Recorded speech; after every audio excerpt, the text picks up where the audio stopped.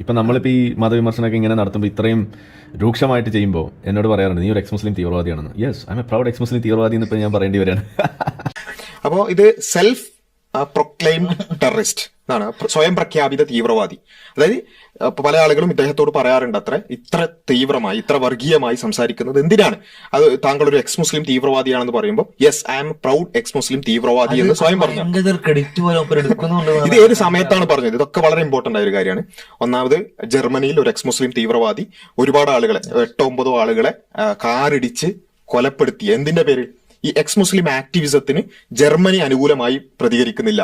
Saudi government ഒക്കെ ഒരുപാട് പ്രശ്നങ്ങൾ ഇവർ ചെയ്യുന്നു. അതാകട്ടെ ജർമ്മനി സൗദിക്ക് അനുകൂലമായി കൊണ്ട് പ്രവർത്തിക്കുന്നു. അതുകൊണ്ട് എക്സ് മുസ്ലിങ്ങൾക്ക് നന്നായി ജീവിക്കാനുള്ളൊരു സ്വാതന്ത്ര്യമില്ല, അല്ലെങ്കിൽ അങ്ങനെയുള്ള കുറെ കാരണങ്ങൾ പറഞ്ഞുകൊണ്ട് ഒരു എക്സ് മുസ്ലിം ആക്ടിവിസത്തിന് വേണ്ടി 8-9 ആളുകളെ കൊന്ന ഒരു സമയത്ത് ഇരുന്നിട്ട് ഒരാൾ ലൈവിൽ വന്നിട്ട് പറയാണ് അത് സിംപിളി മൂപ്പരുടെ ഉള്ളിൽ ആ കൊലപാതകം നടത്തിയ ആളുടെ ഉള്ളിൽ എന്ന് പറഞ്ഞാൽ പീക്ക് എക്സ് മുസ്ലിം എന്താ പറയുക വയലൻസ് ആണ്, അല്ലെങ്കിൽ മുസ്ലിങ്ങളോടുള്ള ഹേറ്റ് ആണ്.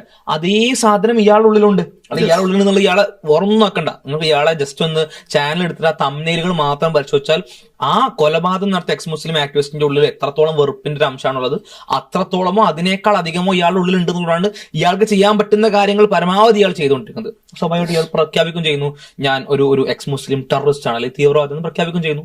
അവിടെ നമ്മൾ തെളിവോട് കൂടിയാണ് എന്ത് ചെയ്യുന്നത്, താങ്കൾ ഒരു തീവ്രവാദിയാണ്, താങ്കൾ എക്സ് മുസ്ലിം തീവ്രവാദിയാണ് എന്ന ആരോപണം പറയുന്നു. ആരോപണം കേവലാരോപണമല്ല, തെളിവോടുകൂടി താങ്കളുടെ സ്റ്റേറ്റ്മെന്റോട് കൂടിയാണ്, അല്ലെങ്കിൽ താങ്കളുടെ വീഡിയോയോട് കൂടിയാണ് പറയുന്നത്.